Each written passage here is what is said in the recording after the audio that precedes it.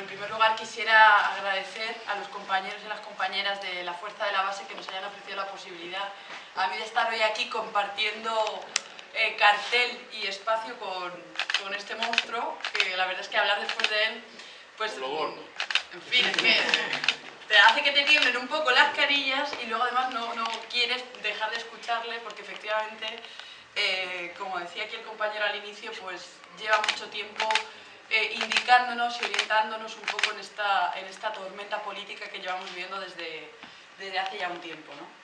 Y bueno, yo la verdad es que quería modestamente y de forma humilde pues un poco enlazar también con lo que comentabais al principio, ¿no? Él ha buscado en la RAE cuál es el significado de la palabra izquierda dentro de esas 10 acepciones, ¿no? Y a mí de forma breve, incluso sin llegar a los 15 minutos, pues sí me gustaría lanzar algunas pinceladas en torno a lo que creo que de alguna forma ha caracterizado muy bien Manolo y que tiene mucho que ver efectivamente con lo que estamos viviendo desde el origen del 15M y lo que de alguna forma se está intensificando y agudizando en el debate político concreto, pero dentro de la izquierda política, también dentro de la izquierda sindical y también dentro de la izquierda social.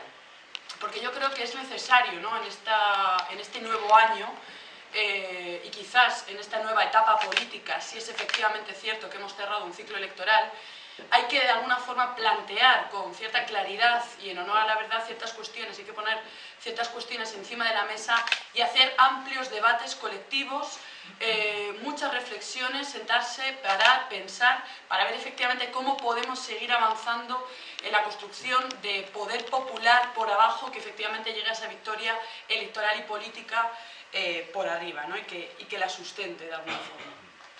Bueno, yo voy a comenzar muy brevemente, ¿no? Ha hablado Manolo muy claramente de esta crisis de régimen, ¿no? Efectivamente esta crisis, este agotamiento que es ya algo, digamos, que forma parte del imaginario colectivo de la sociedad, que este agotamiento del régimen del 78, ¿no? No paramos de oír, de leer, de ver en redes sociales, medios, televisiones, ya hasta la vecina del cuarto primera dice, el régimen del 78 está agotado, ¿no? Bueno, es evidente que esto se ha producido de facto, pero también es evidente que no hemos encontrado o no se ha, de alguna forma todavía, no hemos logrado salir de él, ¿no? Es evidente que todavía seguimos instalados en el marco, en el régimen del 78 y la cuestión, yo creo, es entender cuál es precisamente la salida a este marco. Manolo lo ha desarrollado clarísimamente, ¿no? Si de alguna forma tenemos que ver por qué fue viable, ¿no? Cómo de alguna forma se logra apuntalar, ¿no? Lo que la dictadura de alguna forma asienta en sus bases y la transición termina de apuntalar, ¿por qué fue viable el régimen del 78, ¿no? De algún modo logró construir, ¿no? Un cierto consenso de abajo arriba, logró habilitar un marco de bienestar material que permitió que esa supuesta, eso que hoy conocemos y que los sindicatos tanto han hablado, ¿no? Esa supuesta paz social, se fundamentara precisamente en ese bienestar material que era precario, que era, en fin, era una cierta explotación, pero bueno, que era tolerable por el conjunto de la clase media de este país, ¿no? Vacaciones en gran día, un SEAT 600, contratos indefinidos, y bueno, y a tirar, ¿no? Este bienestar material, pues efectivamente logró de alguna forma construir ese consenso de abajo arriba, de las capas populares hacia el régimen. Esto de alguna forma, no voy a entrar en un debate, ¿no? Porque desde luego hay libros y chorros de tinta al respecto, pero en cierto sentido esto ni justifica ni condena, simplemente intenta plantear o poner encima de la mesa algunas cuestiones con respecto a este tema, ¿no? Pero efectivamente, de algún modo, el 2008, el inicio de la crisis económica, rompe, hace digamos, un corte limpio en lo que habíamos conocido, ¿no? como el bienestar de la clase media española. Se rompe, se pone en jaque de una forma irreversible, además. Es por eso precisamente que hablamos de crisis de régimen. Hablamos de una crisis orgánica, y aquí me apropio de las palabras del maestro, hablamos de una crisis orgánica del capitalismo español. Porque se entiende ya Y eso, a medida que ha ido, ¿no? A medida que fundamentalmente la juventud, que no los jóvenes, porque hoy día ser joven no es una cuestión de edad, pero a medida que ese sector poblacional joven hemos venido viviendo una suerte de condiciones materiales de vida que nos hacen imposible con todas las letras poner en marcha un proyecto de vida real en todas sus dimensiones y en todas sus facetas, una vez que hemos visto y comprobado eso en propia carne, hemos entendido que esa ventana de oportunidad de facto estaba abierta, porque era una crisis de régimen tal que era imposible ya volver al ciclo anterior si no era a costa de que los de arriba empobreciesen cada vez más y cada vez de forma más radical a los de abajo, o si no era a costa de que los de abajo decidiéramos tomar ya de una vez por todas las riendas de nuestro futuro para acabar con los de arriba. Era ya una batalla cara a cara, cruenta, determinante, en la que incluso la vida personal de muchos individuos, de muchas personas que decidimos apostar por esto de la política, decidimos incluso dejar de lado porque entendíamos que era el momento definitivo, que era algo así como el ahora o nunca. Eso era efectivamente una crisis de régimen. Se genera una crisis económica que pone en jaque la democracia. Nunca, jamás en este país habíamos vivido, ¿no? Habíamos tenido cifras de 6 millones de personas en situación de desempleo. Nunca en este país habíamos visto cómo los nietos y las nietas de los antiguos exiliados y exiliadas políticas se verían obligados de nuevo a hacer la maleta a emigrar. Y aun con la formación que tanto les costó dinero, tiempo y esfuerzo a nuestros padres y nuestras madres, aún así tuvimos que irnos a Berlín a limpiar platos y a Londres a fregar baños. Esto pasó en este país y sigue pasando a día de hoy. Nunca tampoco habíamos vivido en este país un ataque tan sistemático y tan duro a la mujer. A la mujer. Nos quisieron decir, ¿no?, cuándo teníamos que ser madres. Nos quisieron atar a la pata de la mesa. Porque efectivamente cuando hay un plan, cuando el neoliberalismo piensa y piensa bien y piensa duro, de alguna forma siempre ha entendido que hay que volver a poner en marcha ese modelo de familia tradicional y relegar a la mujer al ámbito de temas, ¿no? Los servicios públicos como son la educación y la sanidad, se iba a vetar tanto, se iba a endurecer y dificultar tanto, por ejemplo, a nuestros jóvenes, que con el aumento de las tasas universitarias, pues ya no es casi que acceder a la universidad sea una utopía, es que terminar los estudios que han comenzado significa hipotecarse ya desde los 18, 19 y 20 años viviendo en casa de sus padres, por cierto. Bueno, este conjunto de elementos que han caracterizado, ¿no?, lo que podemos llamar como emergencia social, que es una crisis económica que ha entrado de lleno en los hogares de las familias de este país, esto pone en jaque también el sistema político, ¿no? Es una crisis económica, pero es una crisis también de valores, es una crisis de legitimidad de los valores que han sustentado el marco jurídico, político y social asentado y construido en esa transición fallida, en esa transición mal hecha. Es por eso precisamente que entendemos que esto no era una situación, digamos, coyuntural, que era una oportunidad que se nos ofrecía, de algún modo, para efectivamente poner en marcha, hacer un reset del sistema y apostar por la construcción de un nuevo proyecto de país, ¿no?, con toda la carga política y social que eso implica. Entonces, sí, avanzo un poco, ¿no? La cuestión es, a este contexto que de alguna forma he esbozado, ¿no?, ¿cómo llegamos los sectores alternativos al régimen? Esta sería, digamos, la segunda pregunta que me gustaría lanzar, ¿no? ¿Vamos con los deberes hechos o no vamos con los deberes hechos a este contexto de crisis de régimen?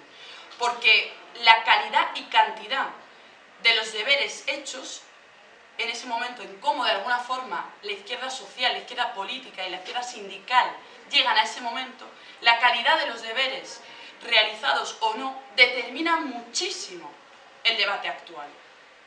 Determina muchísimo el debate. Aquí, claro, habría que abrir un paréntesis, ¿no?, para entender de alguna forma cómo se han situado estos sectores alternativos al régimen, ¿no?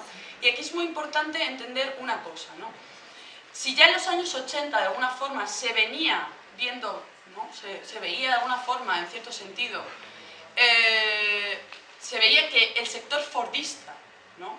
El mundo fordista estaba muriéndose, agotándose en sus formas más elementales de trabajo, que el obrero de mono azul ya estaba desapareciendo, que no éramos capaces, ¿no?, de entender, muchas de las organizaciones políticas y sindicales no han sido capaces de entender que el fordismo moría para no volver, porque estaban surgiendo nuevas formas de trabajo, nuevas relaciones sociales en torno a eso, y emergía con fuerza un sector post-fordista, ocupado fundamentalmente por más de una y de dos generaciones.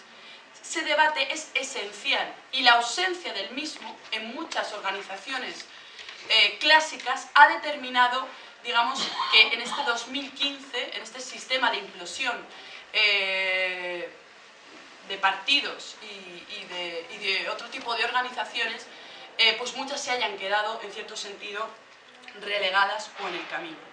Pues bien, ese sector postfordista, que de alguna forma no se sentía efectivamente referenciado en ese modelo de organización clásica, encuentra su vía para el protagonismo político en las plazas y en las calles el 15 de mayo del 2011. Y este sector postfordista no nos queda muy lejos y prácticamente al grueso de la sala. Es que mi hermano es falso autónomo. Es un chaval que tiene 28 años y que no puede, por ejemplo, hacer una huelga general, que no puede literalmente ausentarse un día de su puesto de trabajo en caso de ponerse enfermo. Es que yo me he visto obligada a irme a Berlín a trabajar durante 2 años, a ser mano de obra barata precaria para Alemania, porque aquí no podía vivir, no podía sustentarme trabajando 20 horas a la semana en el Corte Inglés de Preciados. Es que yo tengo amigos y amigas, y probablemente muchos de aquí, sois becarios que 40 horas a la semana trabajando en un puesto de trabajo y a lo mejor el salario no alcanza ni los 500 o 600 euros. Es que hay ya de facto trabajadores pobres. Es que esto ya no es solo una figura literaria. Es que hay trabajadores que van de alguna forma encadenando contratos de 1, de 2, de 3 horas, más de 1 y de 2, en una misma semana. Es que hay efectivamente un sector postfordista que no ha encontrado su referencia política, sindical, social, en lo que se venía de alguna forma, lo que hemos heredado en cierto sentido de la transición. Y este sector encuentra su protagonismo, su vía para el protagonismo político el 15 de mayo. El 15 de mayo podemos decir hoy claramente que nace, que emerge un nuevo sujeto político. Un nuevo sujeto político que no es el único, pero que cambia el tablero político y lo altera de forma determinante. Y además podemos decir que es hegemónico, porque es cierto que, aun no siendo el 99% cuantitativamente de la población la que sale a las calles en ese momento, sí es el 99% cualitativo. Es el 99% cualitativo, es hegemónico porque obliga a una readaptación, a una remodelación de la izquierda política, de la izquierda sindical y de la izquierda social de este país a ese nuevo escenario político. A ese nuevo escenario político. El 15M cambia todo tanto que ya no es posible entender este país sin mirarlo, sin atenderlo, sin entenderlo. Y quien no lo haga, pues estará de alguna forma condenado a emplazarse a un pasado, ¿no? Y yo, claro, podríamos hablar ahora largo y tendido cómo entendemos de algún modo efectivamente que se ha producido esa readaptación, ¿no?, de la izquierda, por ejemplo, la izquierda social. ¿Alguien podría entender el movimiento estudiantil, las reivindicaciones, ¿no? Nosotros que estuvimos en las luchas contra el Plan Bolonia, el movimiento estudiantil antes del 15M y post 15M no tiene absolutamente nada que ver, absolutamente nada que ver. Mira, veo que por ahí se asiente de algún modo, ¿no? Incluso los movimientos sociales que en todo ciclo, en todo momento histórico en el que se produce de alguna forma un vuelco, ¿no?, de los esquemas políticos de toda una sociedad.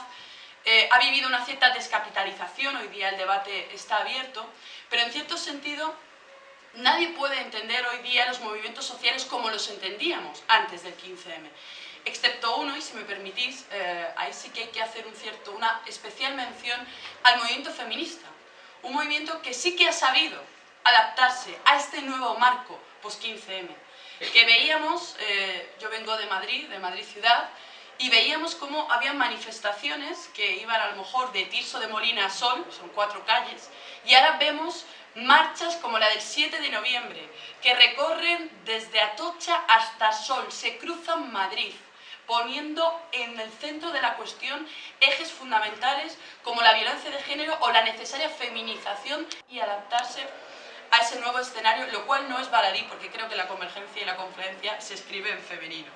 Pero bueno, eso es otro debate. ¿Qué ocurre con la izquierda sindical? La izquierda sindical también, de algún modo, se ha visto necesaria, ¿no? Se ha visto, de algún modo, agitada, ¿no? Y ha visto urgente esa nueva adaptación, ya no al marco post-15M, sino la adaptación a un país que con 6 millones de parados, me pregunto yo y le pregunto a cualquier dirigente de la cúpula de comisiones obreras si se puede computar una huelga general, el éxito de la misma, por el descenso del consumo de luz en un país de 6 millones de parados y paradas. Es decir, hemos obligado, de alguna forma se ha exigido, se ha demandado por el conjunto de las mayorías sociales trabajadoras de este país que hubiera una readaptación de ese modelo de movilización.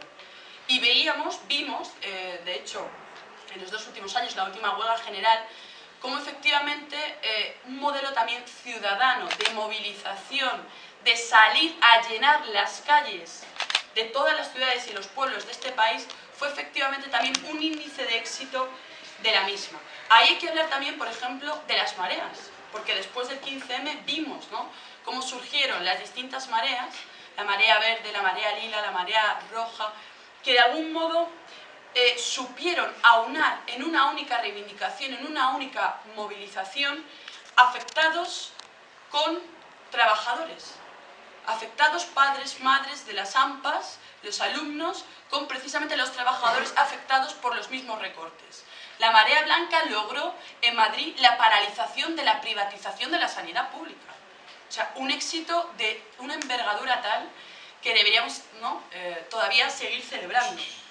Es decir, el avance de la movilización de alguna forma, el avance de la ciudadanía movilizada en las calles supo de algún modo agitar y poner el foco de la cuestión sobre estos elementos, ¿no? Y evidentemente aquí hay que mentar las marchas del 22 de marzo, ¿no? 1 millón de personas aproximadamente en las calles de Madrid, verdes, rojos, sácratas, 15M, sindicalistas críticos, personas politizadas que de alguna forma llenaron las calles y supieron aunar en una única movilización esos 2 sectores que habían estado de algún modo desunidos, ¿no? Claro, la pregunta, si esto de alguna forma ocurre con la izquierda sindical, la izquierda social, la pregunta esencial y fundamental que nos puso el 2015, incluso diría yo, ¿no?, desde mayo del 2014, con las elecciones europeas, con la apertura de ese ciclo electoral, la pregunta que no está todavía resuelta, pero sí, de algún modo, apuntalada, es ¿qué pasa con la izquierda política? ¿Qué es lo que va a pasar con la izquierda política en este escenario post-15M? Bueno, yo sí tengo claro, en cierta medida, ¿no?, que hay un hilo rojo que conecta claramente las plazas del 15 de mayo con el 24M. Hay un hilo claro que nos permite entender que el 15M era un bebé que se hizo mayor, se hizo adulto el 24 de mayo cuando conquistamos las principales plazas del Estado español. Que Madrid y Barcelona le hayan sido arrebatadas al régimen es una victoria épica, como dice la alcaldesa de Barcelona. Es una victoria épica que de algún modo muestra, ya ha mostrado con muchísima claridad cuál es el camino, ¿no? Veo además aquí muchas caras, pues bueno, precisamente compañeros y compañeras de Fuenlabrada que supieron trabajar en eso, compañeros precisamente le ganemos, aquí a poquitos votos de que aquí este señor fuera alcalde, compañeros también de Alcorcón, que precisamente supieron entender que había una demanda desde abajo, desde la ciudadanía, había una demanda clara de arrinconar las siglas para poner la propuesta política por delante. La propuesta política por delante, que era la de configurar nuevos sujetos políticos, nuevos espacios políticos que de algún modo pusieran los problemas de la gente por delante. Eso también los compañeros y las compañeras de Galicia y de Cataluña, y por la cercanía, ¿no? Como bien ha comentado al inicio, yo he abandonado, ¿no?, la responsabilidad de Convergencia, lo que igual no quiere decir que mi batalla política no siga siendo la misma, pero compañeros y compañeras de Galicia y de Cataluña han visto el 20 de diciembre con una claridad total que no se equivocaron, que estos procesos son traumáticos, son dolorosos, que la criatura te puede salir, en fin, pues con ciertos daños o no, pero que los resultados son claros y evidentes y que llevan de verdad a conquistar y ganar las ciudades, fundamentalmente en Cataluña, con un resultado totalmente inaudito para la historia política catalana, con la fuerza en común Podem siendo primera fuerza política y sabiendo articular y vertebrar un proyecto federal de país que resuelva la tercera brecha que de alguna forma queda por debatir y por zanjar de esa transición fallida de la que nos hablaba Manolo, ¿no? Os ha hablado de la brecha generacional, os ha hablado de la brecha política, pero es que queda la tercera, que es la brecha territorial, que es la que de alguna forma creo que a partir de mañana con la constitución de las Cortes y la para mí necesaria e imprescindible formación de esos 4 grupos parlamentarios, del grupo parlamentario valenciano, del grupo parlamentario gallego y del grupo parlamentario catalán, junto con ese otro bloque del cambio que integran esos 6 millones de votos, eso es lo que de algún modo inicia y va avanzando en la senda de necesario cambio que queremos para este país. Muchas gracias.